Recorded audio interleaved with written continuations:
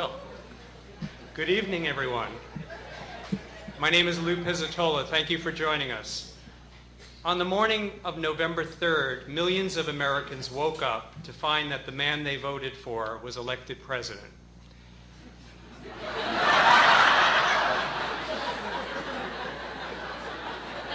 Millions of other Americans almost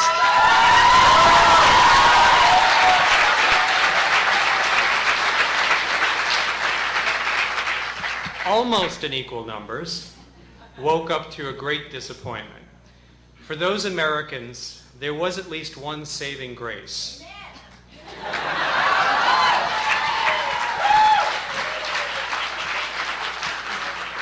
The man who had been the dynamic voice of the Democratic Convention, its keynote speaker, the man who spoke of big dreams in his own life and big dreams for his country, had actually been elected senator from Illinois.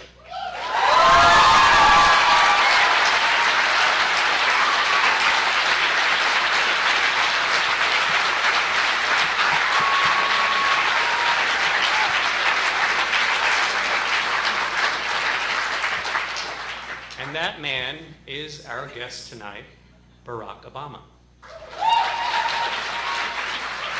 In his convention speech, our guest spoke of his own father, a foreign student born and raised in a village in Kenya.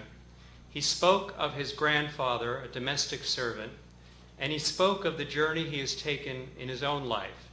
That story, which brings him here tonight, is told more fully in his memoir called Dreams from My Father.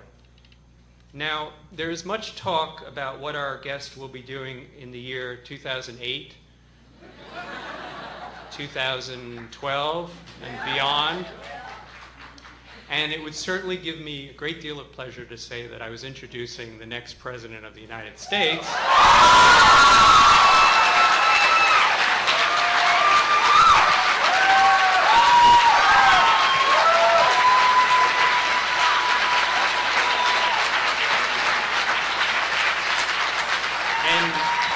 And it would give you a lot of pleasure as well, I'm sure. But what millions who woke up in disappointment on November 3rd might be looking to is what our guest will be doing in the immediate future. Based on the journey and the stands he has taken, many Americans should rejoice over the voice they will have in their government. A voice that speaks for expanding opportunities and civil liberties, a voice that speaks to the promise that we will eventually, as he puts it, come out of the long political darkness. Please join me in welcoming the man behind that voice, Barack Obama. Thank you, thank you, thank you. Well, that's not necessary. Thank you very much. Thank you so much. Thank you. Thank you. Thank you. Thank you. I appreciate it. Thank you very much. Thank you so much. Well, you know I made this speech about there are no red states and blue states, but I suspect this state's kind of blue. Just looking at the crowd out here tonight. What a magnificent turnout. I'm so grateful to all of you for taking the time out of your busy schedules to travel here, especially in New York traffic, which I just braved.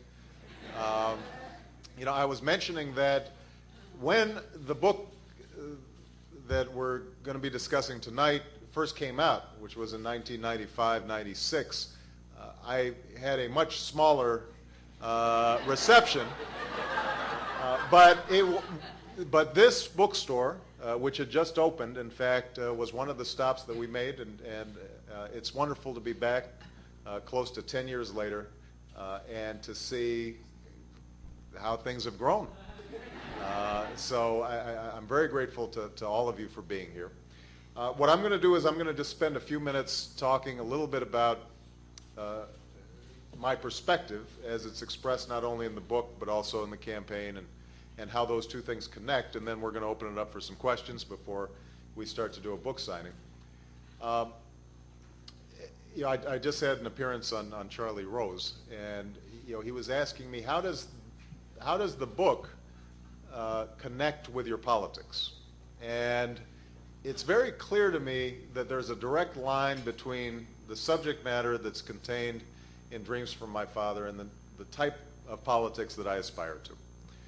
Because essentially what this story is about is a boy born to a father from Kenya and a mother from Kansas in Hawaii with an unusual name, who traveled to Indonesia, came back, found himself in Chicago, working in some of the lowest income neighborhoods in the country, and then traveled back to Africa, and somehow was able to weave together a workable meaning for his life as an African American, as an American, and as somebody who's part of the broader human family. And that was not an easy task. It wasn't an easy task, not because I did not have some enormous love from my family. I did. It wasn't because I didn't have people helping me every step of the way. I had that help. But it was because I found myself born astride a nation and a world that is so often divided. Divided along lines of race, divided along lines of class, divided along lines of religion. And so we have this enormous tragic history that all of us confront from whatever our backgrounds are, whether we're white, black, Hispanic, Asian, whether we're Muslim, Jew, or Christian. The notion that, in fact, in the words of a great writer who happened to win a Nobel Prize, William Faulkner, he said, "The past is never dead and buried, it isn't even past." And I think that all of us are confronting constantly our history. We're confronting the history and stain of slavery in this country. We're confronting the history and problems that arose as a consequence of colonialism. We're confronting those scars of violence and oppression and struggle and difficulty and hope, not only on the larger canvas of history, but also within our own families. And for me, it was not entirely obvious how, in fact, I was going to be able to integrate and pull together all those different strands in my life. So part of my challenge growing up was to figure out how do I function as someone who is black but also has white blood in me? How do I function as somebody who is American and takes pride and understands the enormous blessings that come with being an American, but is also able to recognize that I'm part of something larger than just a nation state? How do I embrace my faith now as a Christian, also recognizing that I have people within my own family who have a different faith, and how do I describe the fact that we all have different paths ultimately to a same source, a same place that we come from and to which ultimately we will all end up. How do we do that? What kind of language do we come up with? How do we expand a sense of empathy and allow each and every one of us to be able to stand in somebody else's shoes and see the world through their eyes, and as a consequence see ourselves in other people? Because it strikes me that that's the only way that we're going to survive as a planet. And so that was, in very abstract terms, what the theme of this book is about. Now, in much more concrete and prosaic terms, what this book is about is a boy who's growing up and doesn't have a father around.